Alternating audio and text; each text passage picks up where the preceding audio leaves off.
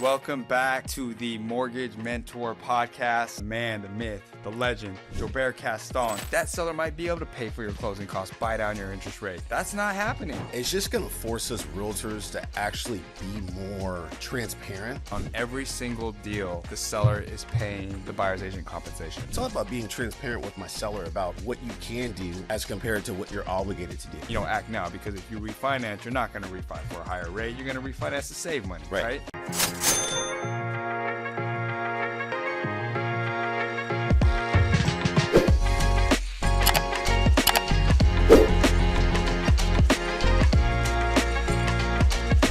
All right, guys, welcome back to the Mortgage Mentor Podcast with Greenhaven Capital. I'm your host, Kevin Odo, and today we are joined by the man, the myth, the legend.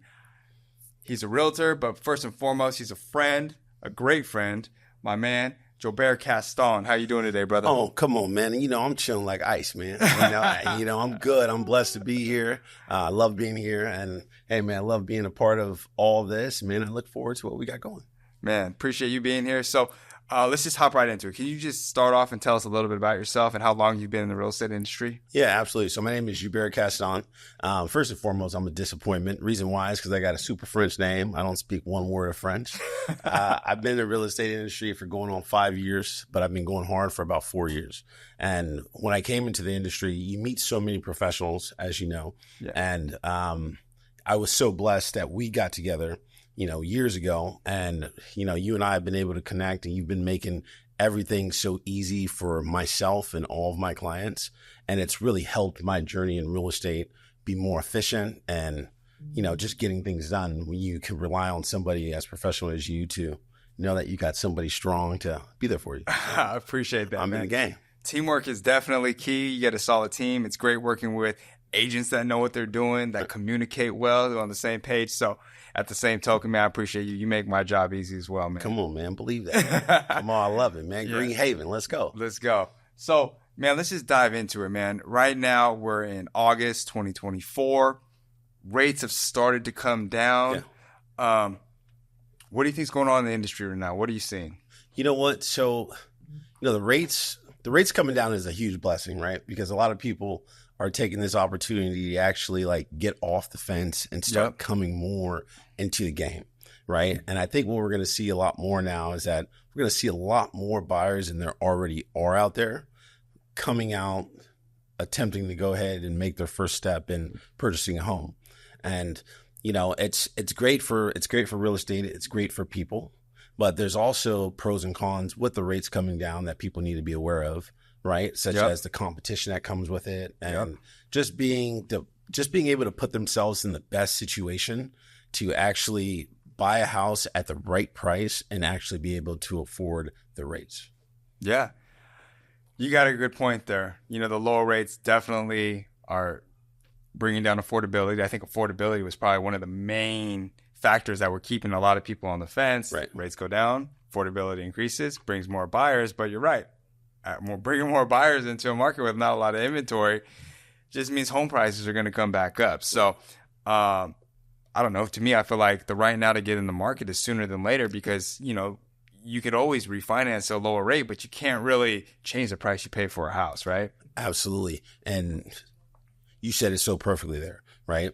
So the right time to buy is now. And the reason why that is because when people start realizing the competition that comes out, they're going to go back to the COVID and pandemic days where people were overpaying for that property because these interest rates were so inviting, right? There's a lot more people who are going to get off the fence just waiting for that interest rate to drop. And what people don't realize is that there's not too much of a discrepancy between 6% and 5.5%, right? Correct. As far as what you pay per month, it's not that drastic, right?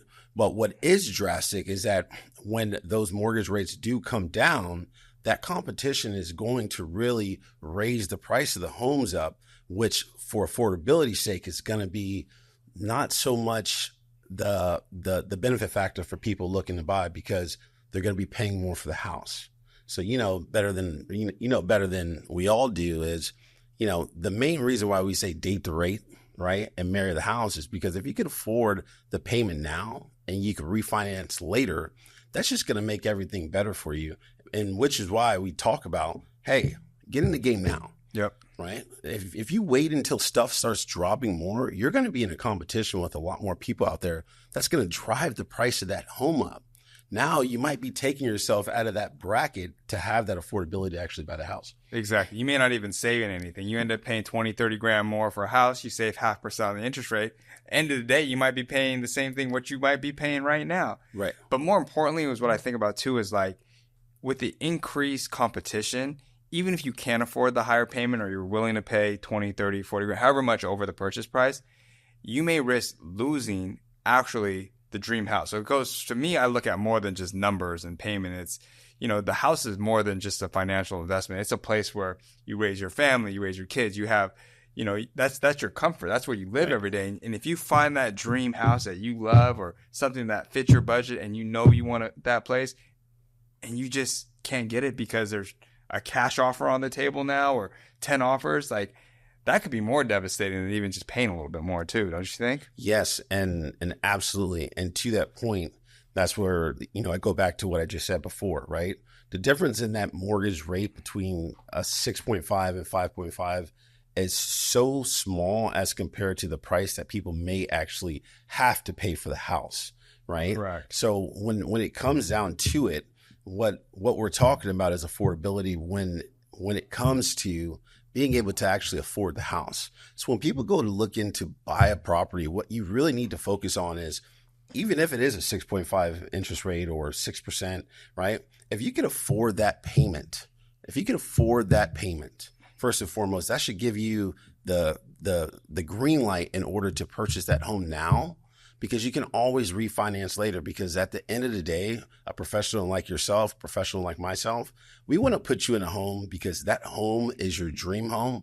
But most important, looking out for your best interest in mind, we want to make sure you can actually afford it. Yep. Right. And be in that safe place. So, do you want to really, if you're bridging the gap between 6.5 and 5.5, just to get in the game, is it really going to be worth it and beneficial to you for obtaining that dream house if now you're paying $50,000 more, $75,000 more to beat out the rest of the people who are going to be competing with you? Yeah, that's true. And I just ran some basic numbers. The difference between maybe a 7 and 6% or 6.5 and 5.5% on a $500,000 mortgage is about $300 a month, which is substantial. But if you're making a payment over $3,000 already, it's less than a 10% variance for a full percent of interest rate. 0.5%, probably only has about a 5% difference in your total payment. So it's pretty small when you look at the total picture of what your total payment is. Right. So I think if people can afford the payment, and like I said, we never max out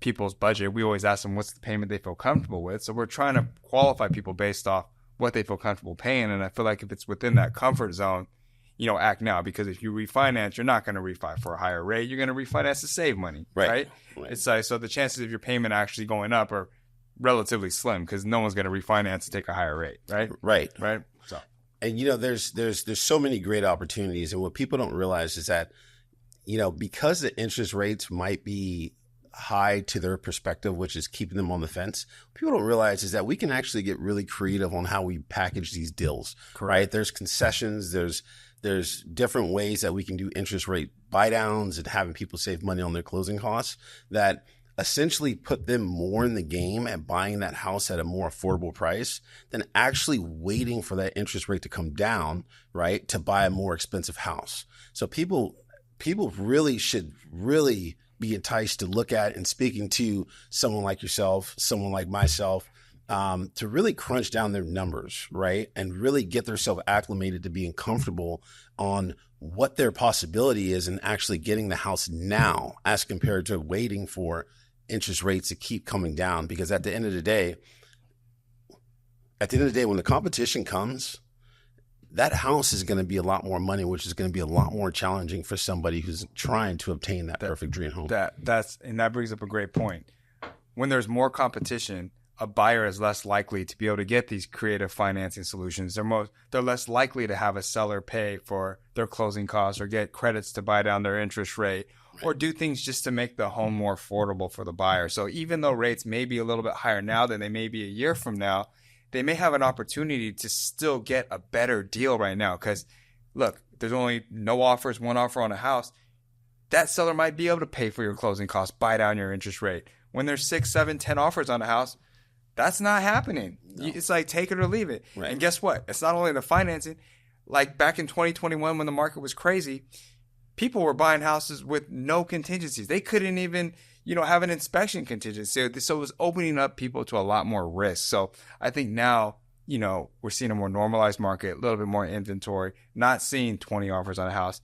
Maybe that's better for a buyer right now because they can get into a home, payment they can afford it, and also have means to negotiate things if things aren't perfect with that house. Yes, and that's absolutely perfect. And I mean, you couldn't have said that any better, right? And that's what the focus of us delivering this value to everybody is making people actually believe in themselves to understand this. Like the first step is always going to be to reach out to somebody like yourself and get your situation figured out and dialed in, right? Yep. And so like we said before, it's all about, can you afford it? Yep. Right. And if you can afford it, then go ahead and pull trigger because you clearly mentioned earlier that the difference between a 6.5 and 5.5 roughly is about a $300 payment. Yeah. Okay. Well, that $300 payment could save you thousands of dollars on what you could be paying if you got in the market when the market is low.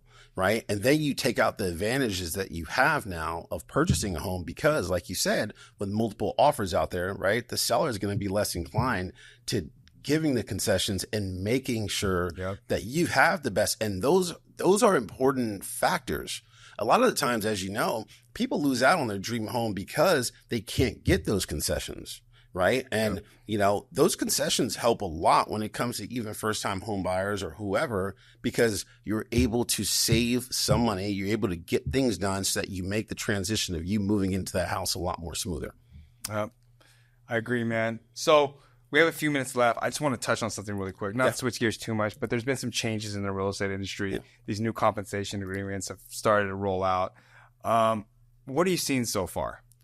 It's funny because as much as it is changing, it still all is the same, right? Like it's just going to force us realtors to actually be more transparent and to be able to do what we should have been already doing, which is communicating thoroughly, right? So like it's the same situation. Nothing's going to change. When I go take a house and list a house, it's all about being transparent with my seller about what you can do as compared to what you're obligated to do, right? And putting my seller in the best situation to actually get the best situation by getting the right buyer for them, right? And whether or not they want to offer a commission, which I always strongly advise a seller to do, because you don't want to eliminate anybody not being able to buy your house, right?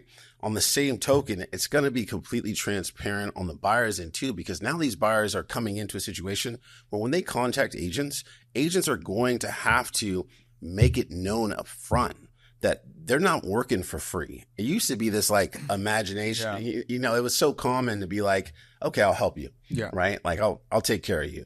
And you're essentially not paying anything, where, as we all know, the buyers are bringing the loans, right? They're bringing the cash, which essentially gets deviated, right? And it gets broken up, which is how commissions are created. Without the buyer, there's no commissions, right? But the strong point in all this is that it's not so much of a change in actually how we do business. What it's going to be a change in how we communicate and be more effective, more thoroughly. I agree. I think agents are definitely going to bring more value. And to add to that note, I already have a few deals in contract this week. This is the first week that this new rule has really rolled out. And on every single deal, the seller is paying the buyer's agent compensation. So we're not seeing too much changes. I don't want buyers to feel like they're going to have to pay, a lot of extra cash or anything. Ultimately, I think it's going to lead to better representation, better agents, and like you said, increased transparency. So buyers, don't be afraid. It's a good thing. We will embrace it, and I think ultimately it's going to bring a stronger real estate market for us, I think. Absolutely, and everybody's got to remember and get dialed into this key point. And the key point is that everything literally is negotiable, right? So if you're on the fence, if you're thinking about it, if you're contemplating from contemplating things, because what you hear in the media and everything like that, what people need to remember and realize is that everything is negotiable. And when you link yourself up with professionals like Kevin or myself, we're the people who can get you dialed in to make you understand and see things more clearly when you take that next step on making your next move the best move. Yeah, I agree. So one last question, Joe. I mean, thank you for being here once again. What is the best way someone can get a hold of you? Man, you can reach me directly via phone, Instagram, not really too big on Facebook. Whenever you Google the bear, Joubert Caston, think of somebody who doesn't speak that much French, and reach out to me however you can. I'm here to help. All right, man. Well, really appreciate it. Thank you for being here. Appreciate your time today. Guys, if you like this podcast, please subscribe. We appreciate you guys tuning in.